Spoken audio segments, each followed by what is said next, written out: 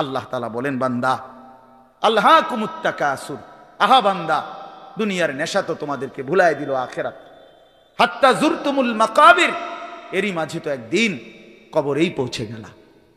একদিন কবরে পৌঁছে তুমি তো উপলব্ধি করবা, কাল্লা সাউফা তা'লামুন সুম্মা কাল্লা সাউফা তা'লামুন। আল্লাহ তাআলা বলে, বান্দা শোনো, সাবধান, কাজটা ভালো করলা না, দুনিয়ায় ডুবে গেলা, আখিরাত ভুলে গেলা। সাউফা তা'লামুন, দুইবার বলছে একটা কথা আল্লাহ। অল্প সময়ে তুমি জানতে পারবা, অল্প সময়ে তুমি জানতে পারবা। তাফসীরের মধ্যে লিখছে দুইবার কেন বলল আল্লাহ? আল্লাহ বলেন, হে নাফরমান বান্দা, তোমারে আমি একবার কবরে আযাব দিয়া বুঝাবো তোমার এই নাফরমানির পরিণতি কি, আরেকবার হাসরে নিয়া জাহান্নামের আযাব দিয়া বুঝাবো তোমার এই নাফরমানির পরিণতি কি। তুমি সেদিন বুঝবা বান্দা, আমার কবর কি, আমার আখিরাত। রাসূলুল্লাহ সাল্লাল্লাহু আলাইহি ওয়াসাল্লাম বলেন, নাফরমান যখন কবরের প্রশ্নের জবাব দিতে পারবে না, তো আল্লাহ তাআলার পক্ষ থেকে ফেরেশতাদেরকে বলবে, আফরিশুহু মিনান নার ওয়ালবাসুহু মিনান নার ওয়াফতাহু লাহু বাবান ইলান নার। আমার বান্দার কবরের মধ্যে জাহান্নামের বিছানা বিছিয়ে দাও, জাহান্নামের পোশাক পরিয়ে দাও, জাহান্নাম বরাবর দরজা খুলে দাও। ফেরেশতারা এই তিনটা কাজ করে এই ফেরেশতারা সরে যাবে। আল্লাহর নবী সাল্লাল্লাহু আলাইহি সাল্লাম বলেন, কবর তখন তাকে একটা চাপ দিবে, এই চাপে এই ব্যক্তি ডান পাশের মাটি বাম দিকে, বাম দিকের মাটি ডান দিকে, এইভাবে আইসা চাপ মারবে। আল্লাহ রসুল বলে, ডান পাশের হাড্ডি পাঁজরের এই সাটনার হাড্ডি ভাঙ্গা বাম দিকে ঢুকে যাবে, বাম দিকের গুলো ডান দিকে। উদাহরণ দিয়ে বুঝাইছে নবী, হাত্তা তাখতালিফা আদলাউহু, এইভাবে দুই আঙ্গুল যেমন একটা আরেকটার মধ্যে ঢুকে যায়, হাড্ডি পাঁজরের গুলো এইভাবে একটা আরেকটার সাথে ঢুকে যায়। আল্লাহ নবী সাল্লাল্লাহু আলাইহি সাল্লাম বলেন, ওয়া ইউকাইয়াদু লাহু মালাকুন আবকামু ওয়া আসাম্মু ওয়া আ'মা। তার কবরে এরপরে নাফরমানের কবরে একজন ফেরেশতা পাঠানো হবে। এই ফেরেশতা তিনটা গুণ, এই ফেরেশতা বোবা, এই ফেরেশতা বধির, এই ফেরেশতা অন্ধ। সে কথাও বলতে জানে না, কানেও শোনে না, চোখেও দেখে না। আল্লাহ রসুল বলেন, ফায়ুতরাবু লাহু বিমিথরাকাতিম মিন হাদিদ। এই ফেরেশতা তখন তাকে লোহার গুর্জ, লোহার হাতুড়ি দিয়ে নাফরমানের বারবাতান বাইনা উযুনাইহি, দুই কান বরাবর মাঝখানে আঘাত করবে। এক একটা আঘাতে ফায়াসিহু সাইহাতান, নাফরমান এভাবে চিৎকার করবে, ইয়াসমাউহা মান ইয়ালিহি ইল্লা সাকালাইন, মানুষ এবং জিন ব্যতীত আল্লাহর কসম গোটা সৃষ্টি এই নাফরমানের আওয়াজ শুনতে পাবে, চিৎকার শুনতে। দোস্ত আমার, বন্ধু আমার, ছেলেরা আমার, জিন্দেগি বড় বেশি রঙিন মনে করছো তোমরা। 18,000 টাকার একটা মোবাইলের কাছে হেরে গেলাম মুসলমানের ছেলে। মাত্র 20,000 টাকা দামের একটা মোবাইলের কাছে এত সুন্দর জীবন শেষ করে দিলাম। ভুল করলাম, ভুল। অল্প টাকায় বেচা গেল, অল্প কয়টা টাকায় হারিয়ে গেল। বেঈমান তোমারে হারায় দিল। ইহুদি, খ্রিস্টান, নাস্তিক, মুরতাদ একটা নারীর উলঙ্গ ছবি অথবা অর্ধ উলঙ্গ ছবি দিয়া, যারে তুমি ধরতেও পারো না, ছুঁইতেও পারো না, শুধু ছবি দেখাইয়ে তোমারে শেষ করে দিল। তোমার দুনিয়াও নষ্ট করে দিল, আখিরাতও নষ্ট করে দিল। হায় হায়, এর চাইতে বড় ব্যর্থতা আর কিছু হইতে পারে না। আমার কথা মনে রাখো বাপ আমার, প্রিয় বন্ধু আমার, সন্তানরা আমার, ছেলেরা আমার, ভাই আমার, যুবক, আমি যদি আর কোনোদিন বলতে নাও পারি, এই একবারই বললাম, এতটা সুন্দর জীবন নষ্ট করে দিও না ভাইয়া, এতটা সুন্দর জীবন নষ্ট করে দিও না ভাই। মেহেরবানি করে বরবাদ হইও না, চরিত্রহীন হইও না। কোরআনুল কারীমের মধ্যে আছে, আল্লাহ তাআলা বলেন, নারীর সাথে অবৈধ সম্পর্ক স্থাপনকারী ব্যভিচারী, এই জিনাখোর, আল্লাহর কসম আল্লাহ বলছে, ইউদাআফ লাহুল আযাবু ইয়াউমাল কিয়ামা।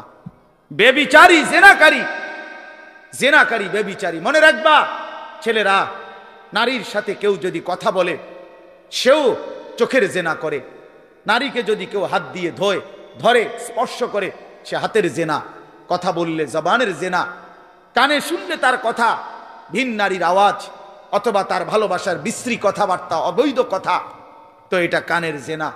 তার সাথে পায়ে হেঁটে এগিয়ে গেলে পায়ের জেনা, অন্তর দিয়ে কল্পনা করলে নারীকে নিয়ে অন্তরের জেনা, আর লজ্জাস্থান দিয়ে জেনা করলে সেটাও জেনা। আল্লাহর কসম নবী বলছে সবটাই জেনা।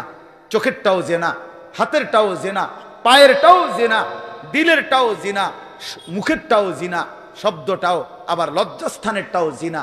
অতএব যে কোনো স্বামী স্ত্রীর সম্পর্ক ব্যতীত ভিন নারী, ছবি হোক বাস্তবে হোক, নারীর সাথে যার সম্পর্ক, আল্লাহর কসম, রব্বে কাবার কসম, সে ব্যভিচারী, লম্পট, দুশ্চরিত্র, জেনাকার।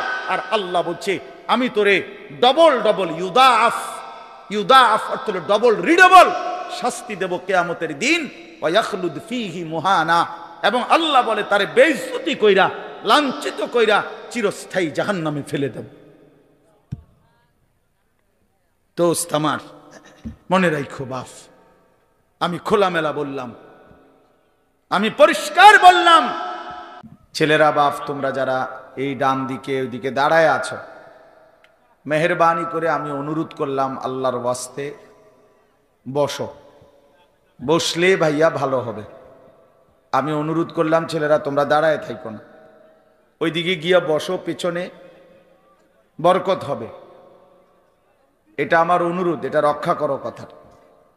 আমি বললাম যাও ভাই, ওইদিকে যাও, পেছনে যাও, যাও ছেলেরা যাও। কথা না শুনলে তো চলেই যাও। যার কথাটা পছন্দ হলো না তুমি বাইরে চলে যাও, তাহলে আরো ভালো হয়। দুই চারজন না শুনলে কি হয়েছে? বসো, সবাই সবাই বসতে হবে এটার ভিতরে। এই যে ভাই বসো, বসো বাপ।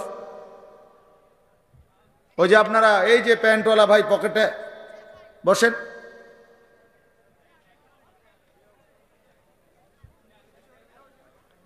একটা ছোট্ট কথা আগে বুঝেন, সবাই বুঝতে ভালো।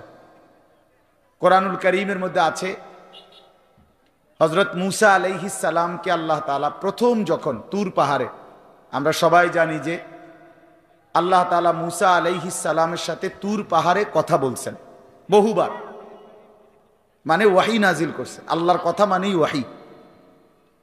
তো প্রথমবার যখন মূসা আলাইহিস সালাম তুর পাহাড়ের ওই টিলাতে উঠলেন, তো সেখানে আল্লাহ তাআলা স্পষ্ট কোরআন শরীফে আছে, আল্লাহ তাআলা প্রথমেই বলে দিছেন ইন্নী আনা রব্বুক ফাখলা'না আলাইক।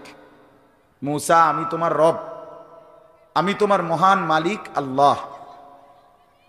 তুমি ফাখলা'না আলাইকা, তোমার দুইটা জুতা খুলে ফেলো, দুইটা জুতা খুলে ফেলো। আনা আখতারতুকা, আমি তোমাকে নির্বাচিত করেছি। ফাসতামি' লিমা ইউহা, অতএব আমি যা ওয়াহি নাজিল করতেছি বলতেছি তা মনোযোগ দিয়ে শোনো। তাহলে এখন কি বোঝা গেল? তাফসীরের মধ্যে আছে জুতা খুলতে বললেন কেন? প্রশ্ন হলো জুতা খুলতে বললেন কেন? কথা বললে বলবে। তো আল্লাহ তাআলা এটা বুঝাইছেন, মূসা আমি রব্বুল আলামিনের কথা শুনবার আদব জুতা খুলে বসা, এই জন্য আদব শিখাইছেন, আদব শিখাইছেন। কোরআন সুন্নাহর ইলমের মধ্যে, কোরআন সুন্নাহর জ্ঞানের মধ্যে একটা জিনিস ভীষণ জরুরি, সেটা হলো আদব। দুইটা জিনিস একসাথে গঠন করতে হয়। এজন্য আমাদের মাদ্রাসাগুলোতে দুই জিনিস একসাথে পড়ায়, একটা হলো ইলম আর একটা হলো আদব।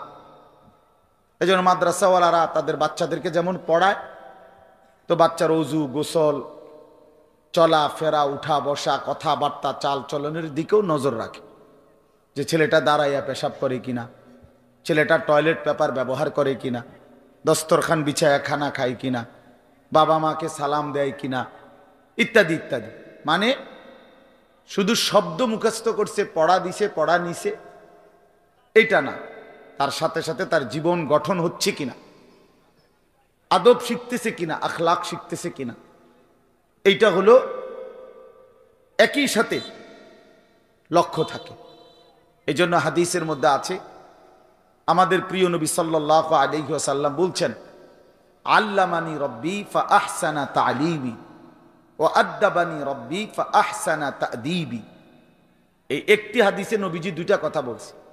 যে আমার আল্লাহ আমাকে সর্বোত্তম এলেম জ্ঞান শিখিয়েছেন এবং আমার আল্লাহই আমাকে সর্বোত্তম আদব শিখিয়েছেন। তাহলে একই সাথে বলছে নবীজি, আল্লামানি রব্বি আদ্দাবানি রব্বি, আল্লাহই আমাকে এলেম শিখিয়েছেন, আল্লাহই আমাকে আদব শিখিয়েছেন। কেন নবীজি বাম পাও দিয়া টয়লেটে ঢুকছেন? কেন ডান পাও দিয়া মসজিদে ঢুকছেন?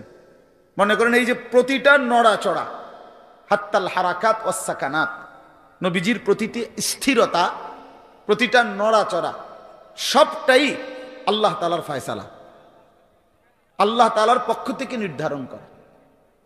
তিনি সাহাবীদের সাথে পরামর্শ করছে অথবা নিজে নিজে ভাবছে যে কেমনে শুইলে ভালো হয়, কেমনে হাঁটলে ভালো হয়, না না, আল্লাহ তাআলার পক্ষ থেকে নির্ধারণ করে দেওয়া। এই জন্য বাপ, এটা জরুরি বিষয়। এটা আল্লাহর কোরআনের মজলিস, বরকতময় মজলিস। এখানে জুতা খুলে আল্লাহর কথা শুনলে বরকত হবে, এটা আদব।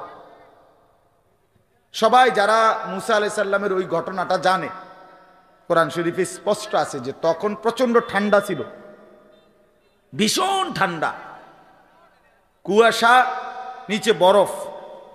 মুসা আলাইহিস সালামের স্ত্রী, ওই যে শোয়াইব আলাইহিস সালামের মেয়ে, যাকে তিনি 10 বছর পরে বিয়ে করে আনতেছিলেন, উনি প্রচন্ড শীতে কাঁপতেছিল। এই সময় মুসা আলাইহিস সালাম একটু আগুনের তালাশে তুর পাহাড়ের ওই টিলার মধ্যে উঠছিলেন। স্ত্রীকে বলছে, ইন্নী আনাস্তু নারা, আমি একটু আগুন তালাশ করে আনি, যদি আগুনটা আনতে পারি তাহলে আগুনের মধ্যে যদি তোমার শরীরে একটু সেঁক দাও তাহলে গরমটা আর শীতটা একটু কম লাগবে। মানে সে শীতকালে আগুন দিয়ে আগের দিনে খুব ছিল, তাহলে বোঝা গেল এত ঠান্ডা, এত প্রচন্ড শীতে যে কাঁপতেছে। কিন্তু এরপরেও আল্লাহ তাআলা বললেন আগে জুতা খোলো। অথচ এই ঠান্ডার মধ্যে জুতা না খুললে ভালো ছিল, কিন্তু এরপরও আল্লাহর কথা শুনবার আদব, জুতা খুলে শুন। হাদিসের মধ্যে কথা স্পষ্ট আছে, আল্লাহর নবী সাল্লাল্লাহু আলাইহি ওয়াসাল্লাম কখনোই খাবার জুতা পরিহিত অবস্থায় খাইতেন না। জুতা পায়ে কখনোই তিনি খাবার খাইতেন না, বরং জুতা খুলে পিঠ সোজা রাইখা, মাথা নিচের দিকে নোয়াইয়া, 2 হাঁটু উপরের দিকে তুলে বিনয়ের সাথে আল্লাহর নবী সাল্লাল্লাহু আলাইহি ওয়াসাল্লাম খাবার গ্রহণ করতেন। নবীজি নিজে বলতেন, আকুলু কামা ইয়াকুলুল আবদ, একজন গোলাম তার মনিবের সামনে যেরকম বিনয়ের সাথে খানা খায়, আমি আমার মহান আল্লাহ পাকের সামনে এভাবে খানা খাই। ভাইয়া, আদব, আদব অনেক বড় জিনিস। আল আদাবু খাইরুন কুল্লু, আদব পুরাটাই কল্যাণ। রাসূলুল্লাহ সাল্লাল্লাহু আলাইহি ওয়াসাল্লাম বলছেন, মা নাহালা ওয়ালিদুন ওয়ালাদাহু মিন নুহলিন মিন আদাবিন হাসান। তোমরা তো বাংলাটা বুঝলা না, জুতা যেহেতু খুলবা না ভাই, তো বাইরে চলে যাও।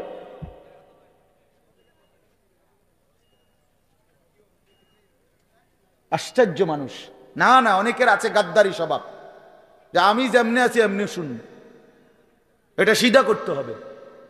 জিন্দেগি যদি সোজাই না হয় তো বললাম কারে, বললাম কাকে? শুধুই কেবল ভাইয়া শুনলাম একজনের পরিচিতি আছে, একজনের জনপ্রিয়তা আছে, একজনের সুর আছে, একজনের টান আছে, একজনের জোরে গলার আওয়াজ আছে, তো এই কারণে জড়লাম। কি ফায়দা এতে ভাই? কথা বোঝেন নাই? আমারে মনে করেন 1 কোটি মানুষ চিনে, তো আপনার লাভ কি? আমারে 10 কোটি মানুষ চিনে, সারা পৃথিবী চিনে, তো আমারে চিনলে তোমার লাভ কি নিয়ে? তুমি কি বদলাইলা, এটা না দেখার বিষয়। আমি আমার জন্য কি গ্রহণ করলাম, এখানে কার জনপ্রিয়তা আছে না নাই, এটা দিয়ে কে ঘাস কাটে? জনপ্রিয়তা দিয়ে হয় কি? কিচ্ছু না, কিছুই না। পৃথিবীর জনপ্রিয় অজনপ্রিয় সব মানুষই ভাত খায়, তো আর জনপ্রিয়তার আলাদা ভ্যালু কি? ঘুম যায়, পেশাব পায়খানা করে, তো আর এনে কি আহামরি কি? এটা কিচ্ছু না, এটা ধোঁকা ছাড়া আর কিচ্ছু, ধোঁকা। এই জন্য ভাই আমি আবারও অনুরোধ করছি, তোমরা কষ্ট পাইও না। প্যান্ডেলের ভিতরে দাঁড়াইও না, আমি অনুরোধ করলাম। কমপক্ষে প্যান্ডেলের ভিতরে ভাই, মাহফিলের যেই যুব সমাজরা আয়োজন করছো ভাই, তোমাদের কাছে অনুরোধ আমার, তোমরা কয়েকজন কমপক্ষে স্বেচ্ছাসেবকের দায়িত্ব পালন করো। যারাই দাঁড়িয়ে আছে তাদেরকে বসতে বলো। এটা ভালো, আজকের জন্য না, সব সময়ের জন্য।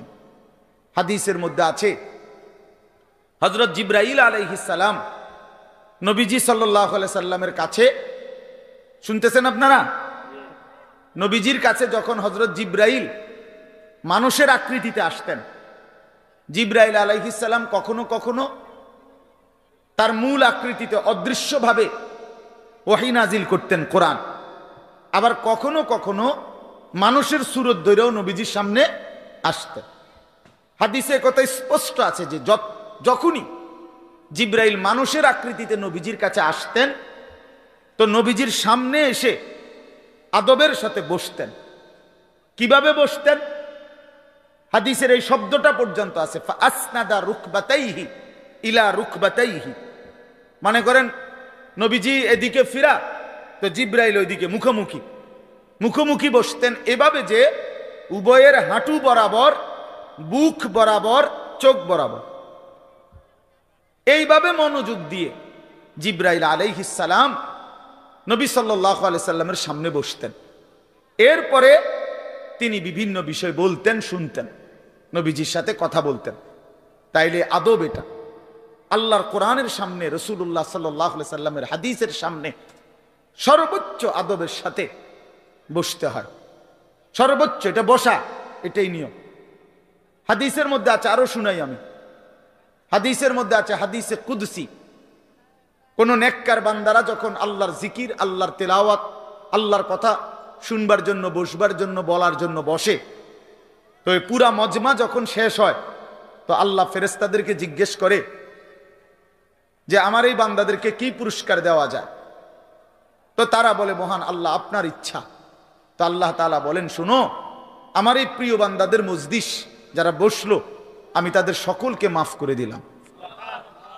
তো ফেরেশতারা বলে, আল্লাহ, এখানে এমন লোকও আছে যে এমনি আসছিল, দ্বীনি উদ্দেশ্যে আসে নাই, আপনার কথা শুনতে আসে নাই, এমনি বইছিল আর কি, ইন্নামা জা আলি হাজাতিন, ব্যক্তিগত কোনো উদ্দেশ্যে আসছে, তাকেও মাফ করে দিবেন।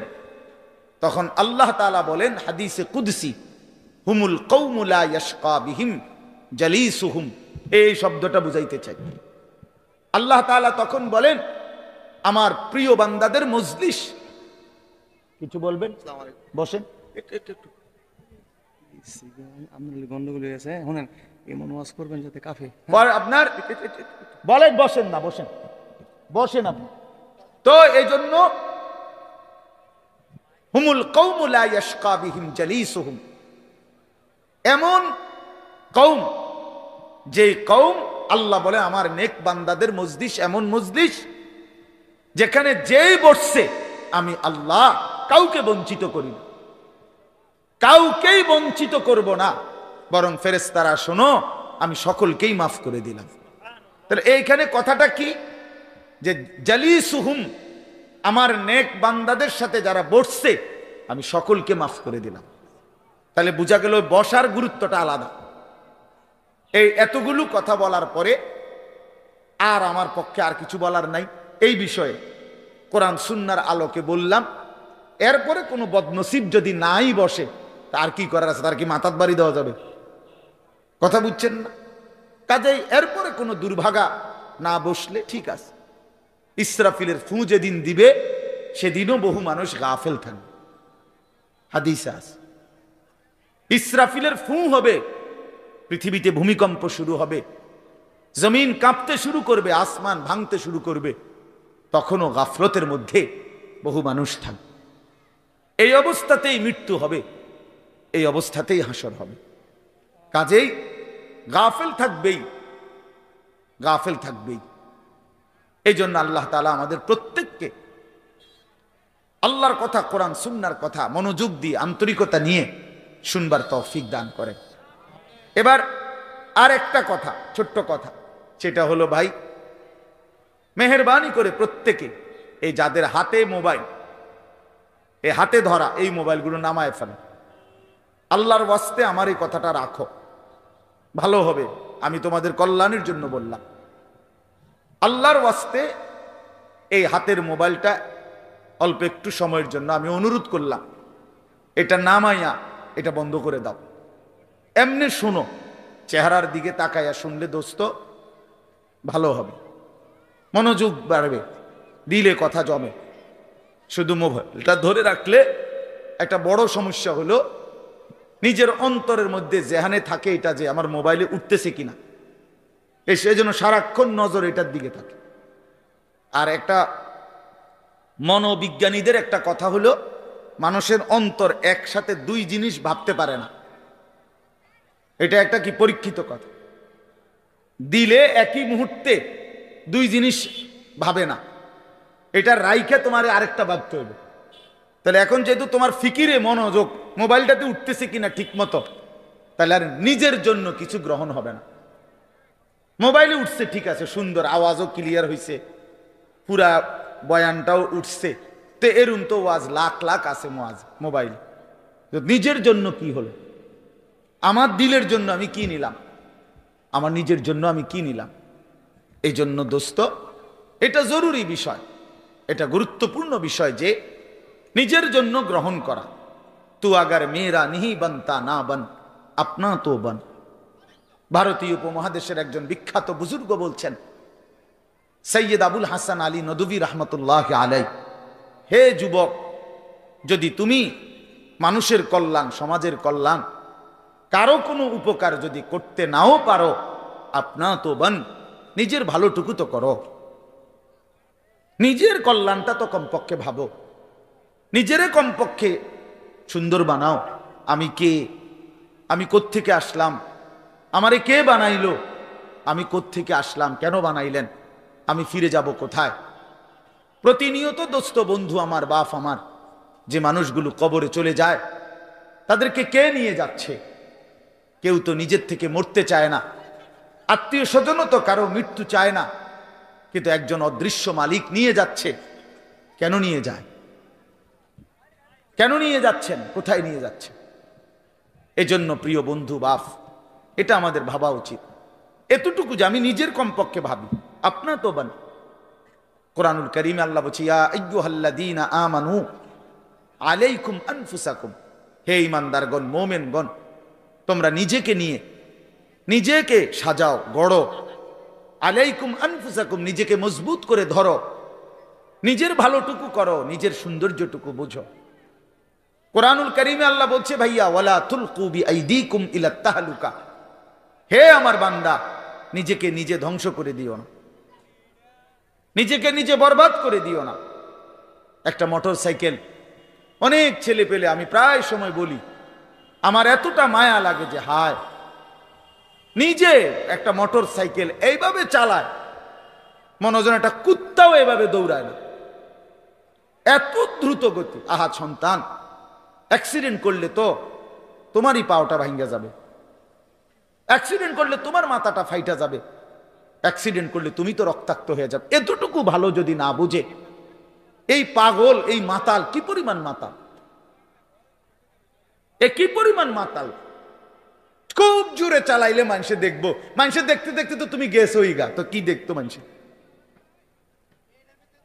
এটা দেখবো কি? তা তুমি দেখবার আগে তো তুমি তো দৌড় দিছো কুত্তার মতো, তো তোমার কি তা চাইতো মানুষ? কি দেখবো এটা? এটা দেখার কি আছে এটাতে? আস্তাগফিরুল্লাহ, আস্তাগফিরুল্লাহ। এরকম অসংখ্য বিষয় আছে যে তুমি যদি মনে করো দিবানিশি চরিত্রহীনতার মধ্যে ডুবে গেলা, উলঙ্গ ছবি, নর্তকীর নাচ, জেনা, ব্যভিচারের দৃশ্য দেখলা, সারা রাত সারা দিন মোবাইলে, প্রিয় বন্ধু আমার, ভাই আমার, তুমি একবার ইনসাফের সাথে ভাবো যে এরপরে এর পরিণতিতে তোমার হালাত কি হবে?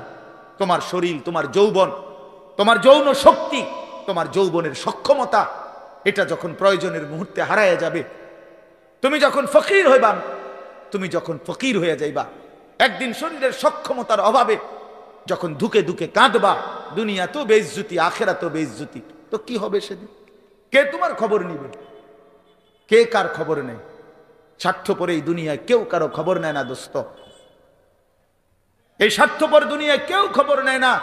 তুমি যেদিন মরে যাবা, আমি যেদিন মরে যাব, সেদিনও পৃথিবীতে সূর্য উঠবে, চাঁদ উঠবে, এই গাড়ি চলবে, সিএনজি চলবে, অটো চলবে, দোকানপাট খুলবে, ব্যস্ত মানুষ সব বাজার ব্যবসা ঠিকই চলবে, সব দৌড়াচ্ছে, শুধু আমি নিস্তব্ধ, শুধু আমি থেমে গেলাম। আমার হাত আর নড়ে না, পা আর নড়ে না, আমার আর চোখ খোলে না, আমার আর জিন্দিগির কোনো স্পন্দন নাই। এরই নাম দুনিয়া, এরই নাম দুনিয়া। বিকালবেলা যারা জানাজা পড়ছে, এই স্ত্রী ছেলে কাঁদছে সারাদিন বাপের জন্য, স্বামীর জন্য, এই মানুষগুলোই রাত্র 9টায় আবার পাশের বাড়ির থেকে রান্না করে আনছে, এরাই পেট ভরে ভাত খাইতেছে। এরই নাম দুনিয়া, এর নাম দুনিয়া, এর নাম দুনিয়া। এই মানুষগুলো তো একদিন উপাস থাকলো না, আপন সন্তান, আপন স্ত্রী। তাহলে ধোকার এই দুনিয়া কার জন্য সাজাইলাম? কার জন্য বলে? বলে কার জন্য? ইয়ালামুনা যাহিরাম মিনাল হায়াতিদ দুনিয়া ওয়া হুম আনিল আখিরাতি হুম গাফিলুন। আল্লাহ বলে, বান্দা দুনিয়ার জীবন তো খুব বুঝলা, কিন্তু আখিরাতের ব্যাপারে গাফিল হয়ে রইলা। আমার ছেলেরা, তোমরা বলো ভাই, তোমরা যারা খোদার 365 দিনে একটা বছরে কোনোদিন ফজরের নামাজ কোনোদিন পড়ো নাই, তোমার এই পরিণতি, তোমার এই গন্তব্য শেষ কোথায় তুমি বলো? ইনসাফের সাথে তোমার বিবেককে, প্রিয় বন্ধু, 1 মিনিটের জন্য আমি তোমার বিবেককে বললাম, তুমি বলো, সারাদিন যে উলঙ্গ ছবি দেখলা, সারা রাত যে নর্তকীর ছবি দেখলা, এরপরে তোমার গন্তব্য কোথায়? থামবা কোথায়? তুমি কোথায় গিয়ে থামবা? তোমার পরিণতি কি? তোমার টার্গেট কি? এই নাচ, এই গান, এই ছবি, এই জেনা, এই ব্যভিচার, এই মদ, এই জুয়া, এই ফেন্সিডিল, এই ইয়াবা, আরে না ফরমান, তোরে শেষ পর্যন্ত কোথায় গিয়ে থামাবে? তোরে একটা জানোয়ার ছাড়া, একটা কুকুর বিড়াল ছাড়া, একটা হাইওয়ান ছাড়া আর কিচ্ছু বানাবে না। তোরে একটা নর পশু বানায় দিবে। চরিত্রহীন মানুষ থাকে না, লম্পট কোনোদিন মানুষ হয় না। মদখোর, নেশাখোর, জুয়ারি, ফেন্সিখোর, বাবাখোর, ডাইলখোর, ইয়াবাখোর, ফুট্টাখোর, হারামখোর, ওই মানুষ থাকে না, ওই জানোয়ার হয়ে যায়। জানোয়ার, জানোয়ার হয়ে যায় বেটা, জানোয়ার হয়ে যায়। যে কপাল সেজদা দেয় না, সে কপাল, যে মানুষ মানুষ হয়ে সেজদা দেয় না, আল্লাহর কসম, আল্লাহ তাআলা কোরআনে বলছে, ইবলিস তুই সেজদা দিলি না, আজকের থেকে তুই শয়তান। এজন্য যে কপাল সেজদা দেয় না, সে মানুষ নয়, শয়তান। শয়তান বেটা, তুই বেটা শয়তান, শয়তান, এটা শয়তান। এর আগে কোনদিন ইবলিসকে শয়তান বলতো? কোন দিন থেকে বলছে? যেদিন থেকে সে সেজদা দেয় নাই। কথা বলেন না কেন? ইবলিসের আগে কি শয়তান আছিল? সেজদা যেদিন দিল না, সেদিন থেকে মালিক বলল, আজকের থেকে তুই শয়তান।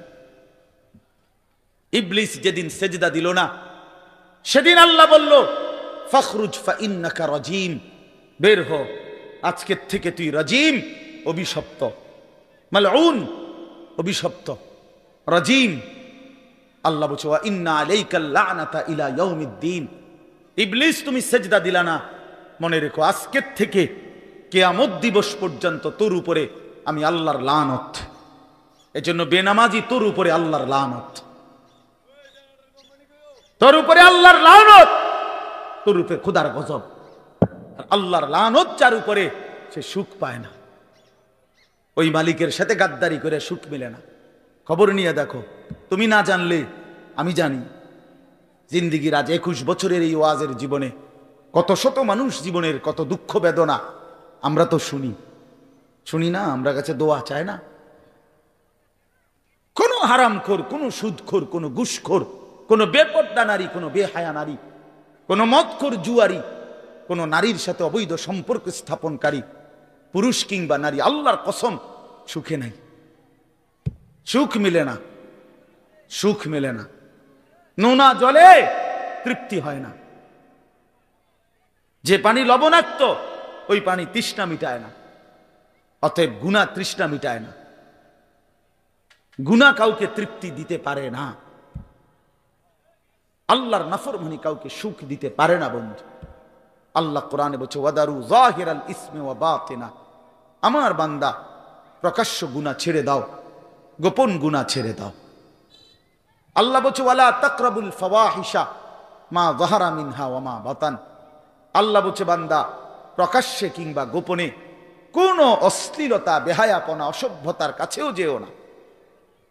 আল্লাহ বলছে ওয়ালা তাকরাবুজ জিনা, জিনা ব্যভিচারের কাছে, নারীর সাথে অবৈধ কোন রকম সম্পর্কে যেও না বান্দা। ইন্নাহু কানা ফাহিশা, এটা বড় বেশি অশ্লীলতা। ওয়াসাআ সাবিলা, এটা বড় মন্দ পথ। হায় যুবক, ভুল করে না, ওই নারীর ফাঁদে একদিন তোমারে সে জাহান্নামে পৌঁছায় দিবে, একদিন তোমারে কবরে পৌঁছায় দিবে, সে তোমারে সুখ দিবে না। চরিত্রহীন নারী সুখী হয় না। যার নিজের সুখ নাই তে তোমারে কি সুখ দিবে? সুখ দিবে কিভাবে? সিনেমার নর্তকী সুখ দিবে কিভাবে? সে নিজে তো সুখে নাই, সে তো সুখে নাই। এই জন্য এটা জরুরি। বাবাদেরকেও বলি, হায়াতের ৬০ বছরেও যারা গুনাহ ছাড়তে পারেন নাই, মনে রাখেন বাপ, এই কবর দেখা যায়, কবর দেখা যায়। চলেন এবার তর্জমাটা শোনেন, তাইলেই আমার কথা শেষ। একটু দেখেন কোরআনুল কারীমের ৩০ নম্বর পারা ১০২ নম্বর সূরা, সূরাটার নাম আত-তাকাসুর। ছোট্ট একটা সূরা, ৮টা আয়াত আমি তেলাওয়াত করছি। এই ছোট্ট সূরাটার তর্জমা বলেই আমি আমার কথা শেষ করে ফেলবো ইনশাআল্লাহ। আল্লাহ তাআলা আমাদেরকে তৌফিক দান করে। এই সূরাটার একটা ছোট্ট প্রেক্ষাপট আছে, কেন নাজিল হলো। এটারে আরবিতে শানে নুজুল বলে। অর্থ হলো, শানে নুজুল হলো কেন নাজিল হলো সূরাটা। রাসূলুল্লাহ সাল্লাল্লাহু আলাইহি ওয়াসাল্লামের জামানায় মক্কায় কুরাইশ বংশের লোকেরা, নবীজির বংশের নাম হলো কুরাইশ বংশ নাকি, বংশের মধ্যে আবার ছোট ছোট গোত্র ছিল। এই ছোট গোত্র, মনে করেন আমার দাদা তো প্রথম, ধরে নিলাম আমগোই বাড়ি মনে করেন, তো আমার দাদা ছিল প্রথম, দাদা বাড়িটা বাঁধছে, কথার কথা।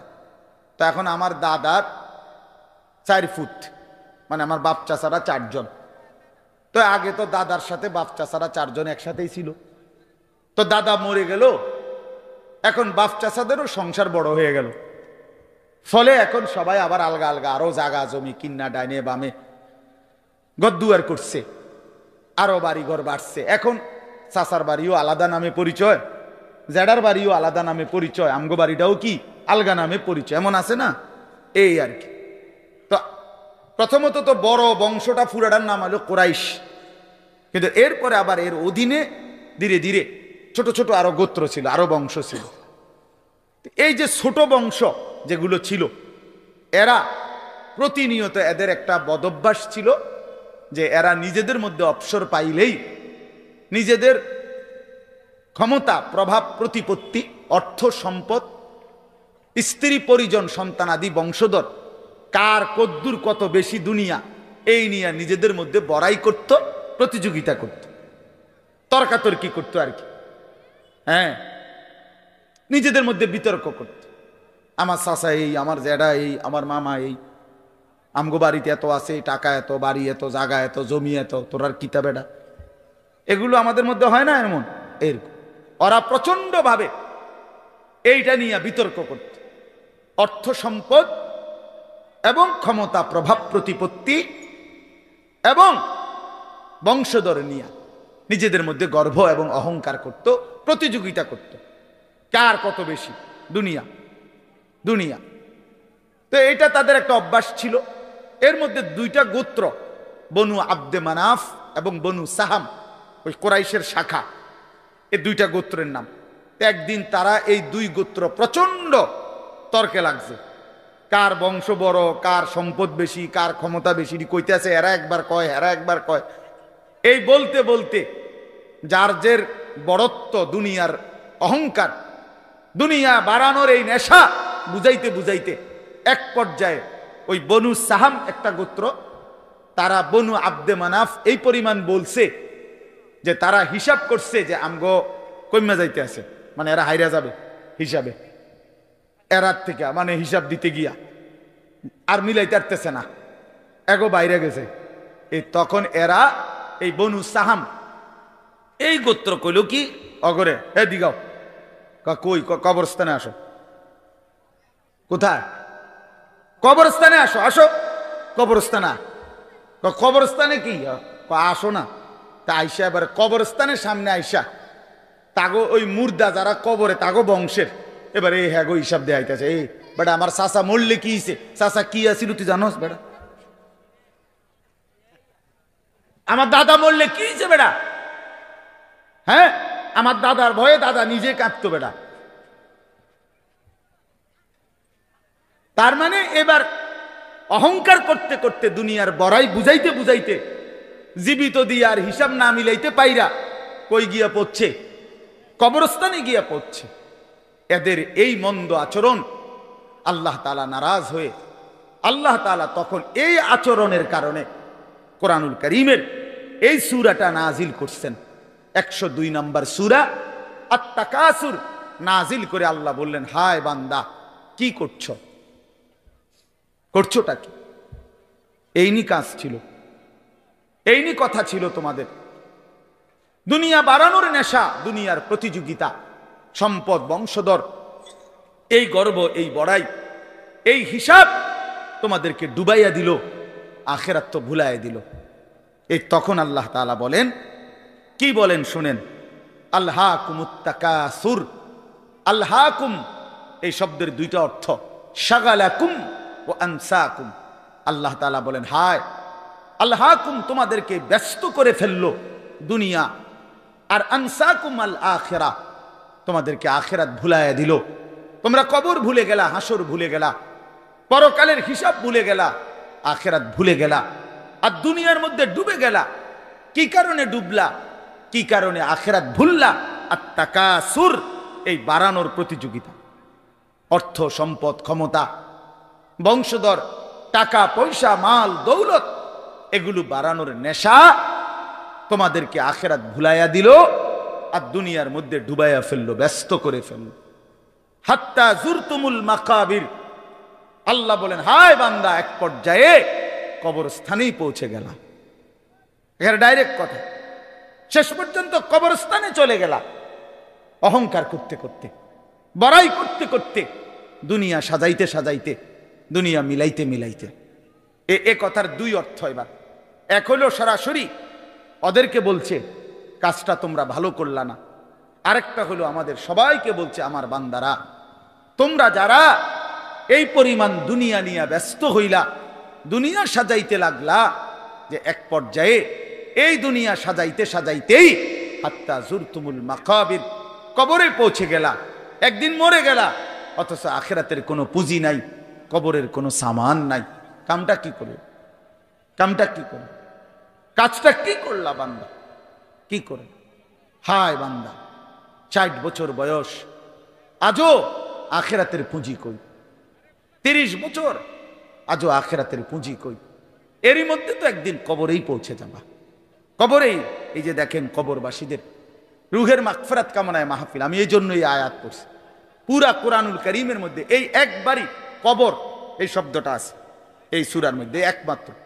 হাত্তা জুরতুমুল মাকাবির, এই কবরস্থান, কবর, এই কথাটা কোরআনের এই সূরাতেই আছে। শুনুন, আল্লাহ তাআলা বলেন, বান্দা দুনিয়ার লোভে ডুবে আখিরাতকে ভুলে তুমি বাড়ানোর নেশা, তোমার প্রতিযোগিতা, আরো চাই, আরো চাই, আরো চাই, আরো চাই, এটা তো একদিন তোমার কবরস্থানেই পৌঁছায় দিল, কবরস্থানে পৌঁছায় দিল।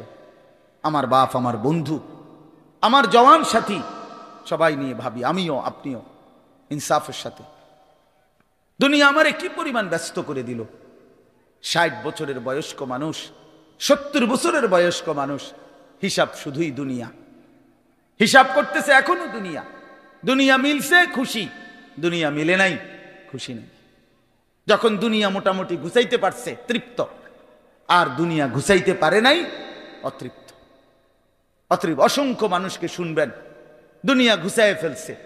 3টা ছেলে বিদেশ পাঠাইছি হুজুর, 4টা মেয়ে বিয়ে দিছি, বাড়িতে একটা বিল্ডিং করছি, 4টা রুম, ভিতরে 2টা বাথরুম, আল্লাহর রহমতে রাস্তার লগে কুদ্দুর জায়গা কিনছি, ব্যাংকেও কিছু টাকা পয়সা জমছে, বাজার সদাই কইরা খাইয়া পইরা আল্লাহর রহমতে আমনগো দোয়ায় 10 জনের দোয়ায় ভালো আছে, খালাস জিন্দিগি মিলে গেছে, জীবনের টার্গেট অর্জন হয়ে গেছে। চাচা চাচা তৃপ্ত, 60 বছরের বয়স্ক বাবা তৃপ্ত হয়ে গেছে, তার পৃথিবীতে আসার উদ্দেশ্য অর্জন হয়ে গেছে। পৃথিবীতে আসছিল ফোলা বিদেশ পাঠাইছে, পৃথিবীতে আসছিলেন মেয়ে বিয়ে দিতে, মেয়ে বিয়ে দিছে। দুনিয়ায় আসার 60 বছরের একটা টার্গেট ছিল, একটা বিল্ডিং করবে, বিল্ডিংটা হইছে আলহামদুলিল্লাহ। আর তো চাচা কবর, হাসরের ময়দান, ফুলসেরাত, মিজান, আমলনামা, জান্নাত জাহান্নাম, এগুলো কার জন্য? এগুলো কার জন্য? এগুলো কার জন্য? কই সেগুলোর কথা দিয়ে বললেন না? ইয়ালামুনা যাহিরাম মিনাল হায়াতিদ দুনিয়া, দুনিয়া তো খুব বুঝলা বান্দা, অহুম আনিল আখিরাতি হুম গাফিলুন, আখিরাতের ব্যাপারে তো গাফিল হয়ে রইলা। যুবক ছেলে, তোমাদের হালাত কি? তোমরা মনে করছো তোমাদের লজ্জাস্থানের যৌনতার একটা শাহওয়াত আছে, চাহিদা আছে, এই চাহিদাটা যদি পূরণ হয়, নারী, ছবি, বন্ধুদের অসৎ আড্ডা, মোবাইলের অশ্লীল ছবি, এই জেনা ব্যভিচারের যে কোনো সুযোগ কিংবা কোনো অসভ্যতা নোংরামির কোনো সুযোগ পাইছো, জীবন উপভোগ করতেছ, খালাস খালাস। কোথায় নামাজ, কোথায় আখেরাত, কোথায় মৃত্যু, কোথায় কবর? আহা বাফ, কিছুই মনে করাইল না, কিছুই মনে করাইল, কিছুই মনে করাইল। এরই নাম জিন্দিগি, এরই নাম মুসলমান। এখানেই জীবনের সমাপ্তি, আর কিছু নাই। কবর বলতে কিছু নাই, আখেরাত বলতে কিছু নাই। হাজারো ছেলে তোমাদের চেহারা দেখে বোঝা যায় ভাইয়া, এখানেও তোমরা অনেক ছেলে চেহারা দেখলে বোঝা যায় আজকের সারা দিনে এক ওয়াক্ত নামাজ পড়ো নাই। কেমনে এত বড় পাষাণ হইলা? আল্লাহকে এইভাবে কেমনে ভুলে গেলা? কেমনে ভুলে গেলা? কেমনে ভুলে গেলা? কোরআন শরীফের আমি 2টা কথা বলি। একটা কোরআন শরীফের আয়াত আছে, আমার বাপ আপনাদেরকেও শুনাই, আপনারা আপনাদের ছেলেদেরকে বইলেন। প্রয়োজনে ছেলেটাকে হাতে ধরে একটাবার চোখের পানি ফেলেন, মেয়েটারে হাতে ধরে চোখের পানি ফেলেন। আল্লাহ কোরআনে বলছে ফাবি আইয়ি হাদিসিম বাদাহু ইউমিনুন, 29 নম্বর পারায় সূরা মুরসালাতের মধ্যে এই আয়াতটা আছে। আল্লাহ বলে, বান্দা, এই 30 পারা কোরআন আমি নাজিল করেছি, আমার সর্বশ্রেষ্ঠ কথা এগুলো। 23 বছরে আমি আমার রাসূলের কাছে এগুলো নাজিল করেছি তোমাদের জন্য। এক একটা কথা বান্দা কোরআনুল কারীমের মধ্যে আমি বারবার বলছি, আকিমুস সালাহ, আকিমুস সালাহ, আকিমুস সালাহ, 80 বারের চাইতে বেশি বলছি। ইয়া আইয়ুহাল্লাযীনা আমানু, হে ঈমানদারগণ, হে ঈমানদারগণ, 89 বার, 8, 9, 89 বার আল্লাহ এই শব্দ দিয়ে আমাদেরকে ডেকেছেন, হে ঈমানদারগণ, হে ঈমানদারগণ, হে ঈমানদারগণ। 89 বার ডাকছে। 80 বারের চাইতে বেশি নামাজের কথা আল্লাহ বলছে, ইত্তাকুল্লাহ, ইত্তাকুল্লাহ, ইত্তাকুল্লাহ, ইত্তাকুল্লাহ, আল্লাহকে ভয় করো, আল্লাহকে ভয় করো, আল্লাহকে ভয় করো। ওয়াইলুন ইয়াউমাইদিল লিল মুকাদ্দিবিন, সূরা মুরসালাতের একটা সূরাতে 10 বার, এক সূরার 50টা আয়াতের মধ্যে 10 আয়াতে এক কথা আল্লাহ 10 বার বলছে যে বান্দা, তোমরা যারা নাফরমান, মিথ্যাবাদী, সেদিন আখিরাতে তোমাদের জন্য জাহান্নাম, জাহান্নাম, জাহান্নাম, জাহান্নাম, জাহান্নাম 10 বার বলছে। তো আল্লাহ বলতে চাচ্ছে, বান্দা, এতবার বললাম, এতভাবে বললাম, এত বড় শ্রেষ্ঠ কোরআন নাজিল করলাম, তুমি বান্দা এবার আমারে বলো যে বান্দা আমি আর কতবার বললে, আর কেমনে বললে, আর কোন কিতাব নাজিল করিলে এক একটা কথা আর কতবার বললে তুমি আমারে মানতা? তুমি বলো, বলো মুসলমানের সন্তান, আর কতবার বললে তুমি নামাজ পড়তা? এই কথা যখন তোমার সামনে হাসরের ময়দানে এভাবে আল্লাহ জিজ্ঞেস করবে যে আর কতবার বললে বান্দা তুমি আমারে সেজদা করতা, কি জবাব দিবা বাপ? আর কতবার বললে তুমি সুদ ছাড়তা? 30 বছর মুসলমান সুদ খায়, 30 বছর টানা মুসলমান মিথ্যা বলে, 30 বছর মুসলমান প্রতিদিন ওজনে কম দেয়, এটা মুসলমান? 30 বছর ধরে মুসলমানের ঘরে প্রতিদিন রঙিন টেলিভিশনে নাচ গান নর্তকীর ছবি চলে, প্রতিদিন টেলিভিশন চলবে, এটা জিন্দেগি? এটাই জীবন? 60 বছর বয়স আপনি এখনো বিড়ি সিগারেট খাবেন, এটাই কথা ছিল? 60 বছর বয়স এখনো আপনি চা দোকানে টেলিভিশন দেখবেন, এই কি কথা ছিল চাচা? আহা, কবরে যাবেন কোন দিন? তাইলে মরণের কথা মনে পড়বে কোন দিন? যুবক ভাই বলো, 365 দিনে একটা বছর কোনোদিন ফজরের নামাজ পড়লা না, এ কেমন জিন্দিগি তোমার? তুমি আল্লাহরে এতটা ভোলা কেন ভুলে গেলা? এভাবে ছেড়ে দিলা কেন ভাই আমার? এই হলো একটা প্রশ্ন। আরেকটা প্রশ্ন হলো, লাকাদ মান্নাল্লাহু আলাল মুমিনিনা ইজ বাআসা ফীহিম রাসূলাম মিন আনফুসিহিম। আমার এটুকু কথা মনোযোগ দিয়ে শুনেন সবাই। নবী সাল্লাল্লাহু আলাইহি সাল্লামের ব্যাপারে আল্লাহ বলছে, বান্দা, হে আমার ইমানদার বান্দা, এই পৃথিবীর সমস্ত নিয়ামত আমি দিয়েছি সবার জন্য। আসমান জমিন চন্দ্র সূর্য আলো বাতাস, রোদ বৃষ্টি, হাসি কান্না, আনন্দ বেদনা, স্ত্রী সন্তান, গাছ ফল ফুল, ক্ষেত ফসল, টাকা পয়সা, জায়গা জমি, এগুলো তো আমি সবাইকে দিছি। কিন্তু তোমরা ইমানদারগণ শুনো, আমি মহান আল্লাহ রাব্বুল আলামিন তোমাদের জন্য একজন আলাদা আমার সর্বশ্রেষ্ঠ রাসূল, কলিজার টুকরা, আমার সবচেয়ে প্রিয় মাহবুব, আমার বন্ধু, আমার আখিরি রাসূল নবী মুহাম্মদুর রাসূলুল্লাহ সাল্লাল্লাহু আলাইহি সাল্লাম, তাকে আমি তোমাদের জন্য দিয়েছি। এটা আমার সর্বশ্রেষ্ঠ নিয়ামত। বলেন আলহামদুলিল্লাহ, বলেন আলহামদুলিল্লাহ। তো আল্লাহর নবী সাল্লাল্লাহু আলাইহি সাল্লাম, আপনাদের কাছে এই কথাটা বলি, যুবক ভাই তোমাদের কাছেও বলি, হাসরের ময়দানে মনে রাখো ভাইয়া, নবী সাল্লাল্লাহু আলাইহি সাল্লাম উম্মতের আমলনামা দেখবে, উম্মতের আমলনামা দেখবে নবী। আর দেখা নবী সাল্লাল্লাহু আলাইহি ওয়াসাল্লাম উম্মতের এই আমলনামা হাতে নিয়ে যখন দেখবে, পৃষ্ঠার পর পৃষ্ঠা ফজরের নামাজ নাই, 30 বছর মিথ্যা বলে, 30 বছর সুদের লেনদেন, 40 বছর হারামের ব্যবসা করছে, কোনো দিন 5 ওয়াক্ত নামাজ পড়ে নাই, স্ত্রী পর্দা করে নাই, ছেলেটা নামাজ পড়ে নাই, ঘরের মধ্যে অনবরত টেলিভিশন চলছে। প্রিয় ভাই আমার, বাপ আমার, আল্লাহ নবী সাল্লাল্লাহু আলাইহি সাল্লাম সেদিন চোখের পানি ফেলবে আর বলবে, উম্মত এটা কি আমলনামা নিয়ে আসছো? উম্মত তুমি আমার এত বড় বেইজ্জতি কেমনে করলা? আমি 23টা বছর তোমাদের জন্য কেঁদেছিলাম, সারা রাত এশার নামাজের পরে নবী দাঁড়াইছে কানতে কানতে, ফজরের আজান পর্যন্ত নবী উম্মতের জন্য দোয়া করছে আর চোখের পানি ফেলছে। তায়েফের পাথরের আঘাতে পিঠটা ছিদ্র করে ফেলছি, ক্ষুধার কষ্টে পেটে পাথর বেঁধেছিলাম, উহুদের দান শহীদ করা রক্ত নিয়ে উহুদের ময়দানে পড়েছিলাম বেহুশ হয়ে, ঘরের চুলায় 3 মাস আগুন জ্বলে নাই। এত কষ্ট, এত চোখের পানি, এত ক্ষুধার কষ্ট, এত রক্ত, বিনিময়ে উম্মত এটা কি নিয়ে আসলাম? নামাজ কই, সেজদা কই, রুকু কই, ফজর জোহর আসর মাগরিব এশা কই, হারাম থেকে বাঁচা কই, হালাল উপার্জন কই, জিকির কই, তেলাওয়াত কই, আমার সুন্নত কই? কেমনে এমনে ভুলে গেলা উম্মত? আমার এত বড় বেইজ্জতি কেমনে করলা? আমার এত বড় অপমান কেমনে করলা? কি জবাব দিবেন বলো ভাই? আমার কথা শেষ ভাই, কি জবাব হইতে পারে তখন? আল্লাহ তাআলা বলবেন, আল্লাহ তাআলা বলবেন, বান্দা আমি আর কেমনে বললে তুমি মানতা? নবী বলবেন, উম্মত আমি আর কত চোখের পানি ফেললে তুমি আমার কথা মনে করতে? আর কত রক্ত ঝরাইতাম আমি? 23টা বছর আমি শুধুই কাঁদছি, শুধুই কাঁদছি, সারা রাত কেঁদেছি। ভাই আমার, দোস্ত আমার, বন্ধু আমার, নওজোয়ান ছেলেরা আমার, নষ্ট হইও না, নষ্ট হইও না।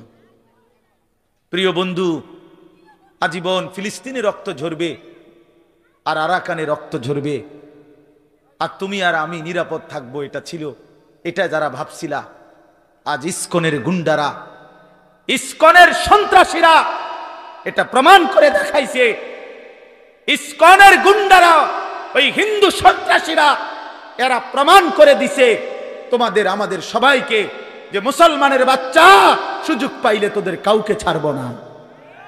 এই জন্য আমার মুসলমান ভাইয়ের শহীদ সাইফুল ইসলাম আলিফ, অ্যাডভোকেট সাইফুল ইসলাম আলিফের তাজা রক্তে চট্টগ্রামের জমিনে এই ইসকনের গুন্ডারা, সন্ত্রাসীরা দিনে দুপুরে প্রকাশ্য দিবালোকে এই 92% মুসলমানের বাংলাদেশে, যে দেশে কালেমার উচ্চে ফজরের আজানে যে দেশে ভোর হয়, যে দেশের কোটি কোটি জনগণ মুসলমান, সে দেশে প্রকাশ্যে দিবালোকে ইসকনের গুন্ডারা, সন্ত্রাসীরা, এরা আমাদের মুসলমান একজন অ্যাডভোকেটকে জবাই করে ফেলছে। শুনেছ বন্ধু? এটা কি ভাবছ? জিন্দেগি শুধু মোবাইল টিপতে টিপতে শেষ হইব? তুমি কোনোদিন মুসিবতে পড়বা না? না, হ্যাঁ, এইভাবেই মনে করছো জিন্দেগি, এই রং তামাশার জীবনটাই শেষ। বাপ কিছু বলে না, মা কিছু বলে না, স্ত্রী কি, স্বামী, সন্তান সব আলাদা আলাদা, সবাই সবার মন মতো চলতেছো। ভাইয়া, এরই নাম জীবন? বেঈমান বুঝাই দিছে, এই জমিনে রক্ত ঝরাইয়া বুঝাইছে। অনেক মানুষ তো বলে সবসময়, আমরা হুজুররা কেন চিল্লাই, আমরা কে এত কিছু চিল্লাই? আরে বন্ধু, আমরা তো এই কথাই বুঝাইতে চাই যে কাফের বেঈমান সুযোগ পাইলে হুজুর, পাবলিক, জনগণ কাউরে ছাড়বে না। নাই তো অ্যাডভোকেট সাইফুল ইসলাম তো হুজুর না, কথা বলেন না কেন? তো অরে জবাই করলো কেন? অরে জবাই করলো কেন? এই বাংলাদেশে কত মুসলিম নেতা আমাদের জাতির কত বড় বড় রাহবারদেরকে, ওলামায়ে কেরামকে আপনার জেলখানায় পুরাইছে, বছরের পর বছর করে ফেলে রাখছে। কই বাংলাদেশের মুসলমান তো কোনোদিনের বিনিময়ে কারো রক্ত ঝরায় নাই। তাহলে ওই বেঈমানরা, তাদের একজন কাফের, ওই চরিত্রহীন, তার নামে অসংখ্য নারী নির্যাতন, শিশু নির্যাতনের অসংখ্য অভিযোগ তার নামে, তারে বহু জায়গা থেকে বহিষ্কৃত করছে। এই চিন্ময় কৃষ্ণ দাস নামে একজন কাফের মুশরিক বেঈমান চরিত্রহীনের জন্য তারা মুসলমানের বাংলাদেশে জলজ্জন্ত একজন মানুষকে জবাই করে ফেলছে। আজকে আবার পেঁয়াজের ধমক দেয়, পেঁয়াজ বন্ধ করে দিবে, আটা বন্ধ করে দিবে, আলু বন্ধ করে দিবে। ইন্ডিয়া থেকে আমাদেরকে ধমকায়, আমরা পেঁয়াজ বন্ধ করে দিবে। আলু তার আব্বার, পেঁয়াজ কি ইন্ডিয়ার আব্বার? কথা বলো না মিয়া। তাইলে কিসের ভয় দেখায়? 110 কোটি জনগণ তাদের।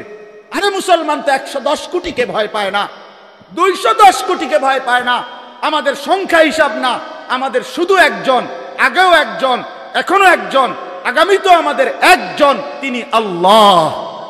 তিনি কে? বলো যুবক, আরো জোরে বলো যুবক, দাঁড়াও বলো নওজোয়ান, দাঁড়াও জওয়ান, ওঠো নওজোয়ান, দাঁড়াও জওয়ান, দাঁড়াও জওয়ান, জাগো নওজোয়ান, ওঠো নওজোয়ান, হিম্মত করো নওজোয়ান, তাকবীর বলো জওয়ান, তাকবীর বলো জওয়ান, জোর সে বলো জওয়ান। নারায়ে তাকবীর! ইসলামের শত্রুরা, ইসলামের শত্রুরা, নারায়ে তাকবীর! ইসলামের শত্রুরা, নারায়ে তাকবীর! এটা মনে রাখতে হবে, এদেশ ইসকনের না, এদেশ মুসলমানের। বলো এদেশ ইমানদারের। এদেশে কালেমার পতাকাই উঠবে। এদেশে হিন্দু থাকুক মানা নাই, কিন্তু ইসকনের গুন্ডারা থাকতে পারবে না, ইসকনের সন্ত্রাসীরা থাকতে পারবে না। তোমরা যুবক জাগবা তো ইনশাআল্লাহ, তোমরা হুঙ্কার ছাড়বা তো ইনশাআল্লাহ।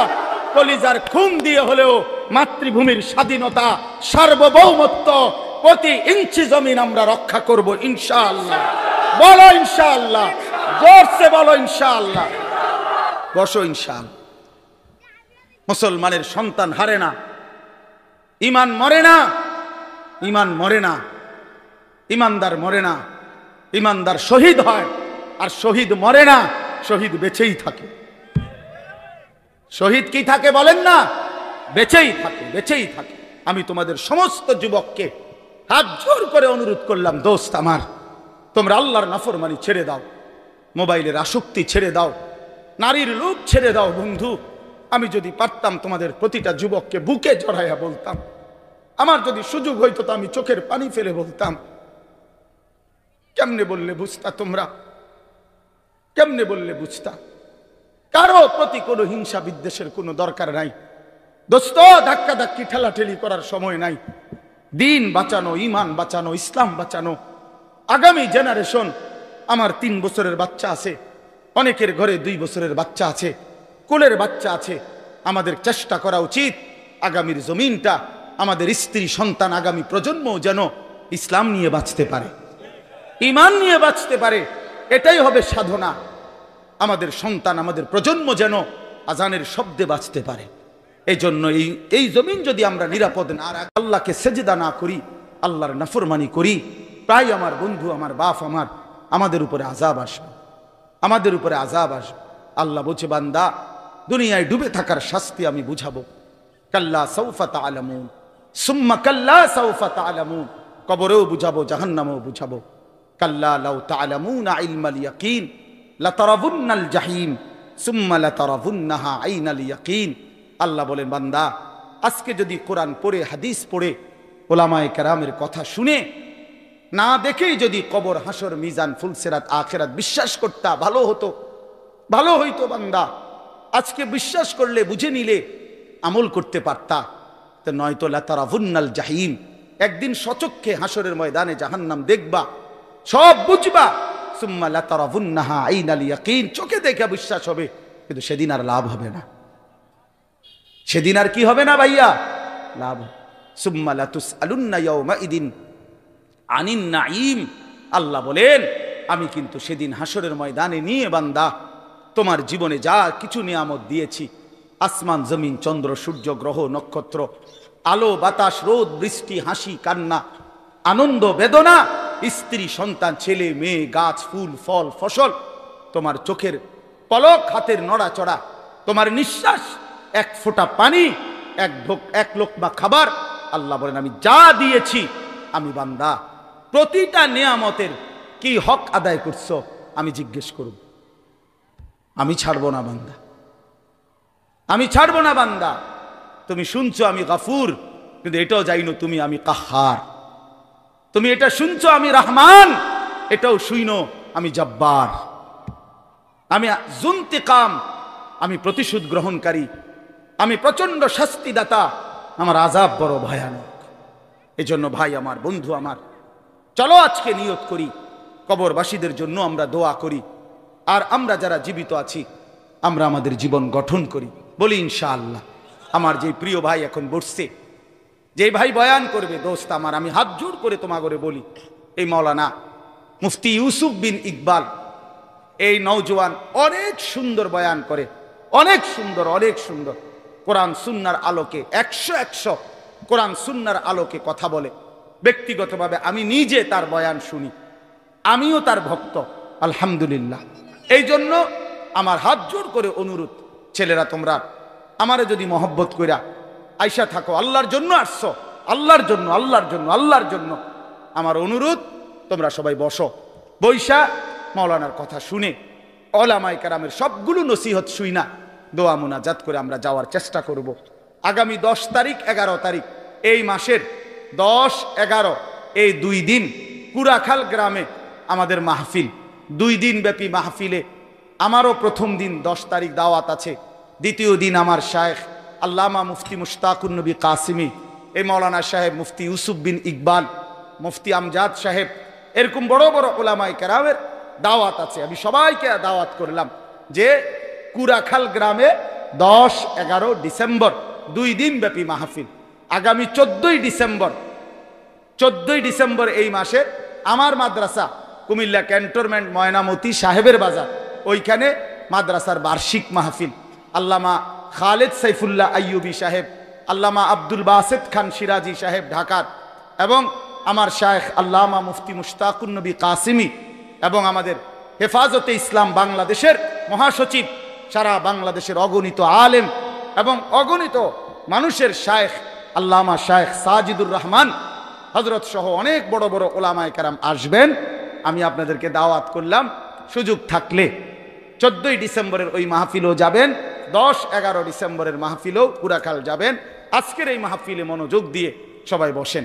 ছেলেরা, আমি আরেক জায়গায় যাইতে হবে, জন্য আমি অনুরোধ করছি মুসাফার জন্য আমারে কষ্ট না দিয়া মাওলানা মুফতি ইউসুফ বিন ইকবালের বয়ান শোনো ভাইয়া, বরকত হবে, জিন্দেগি সুন্দর হবে।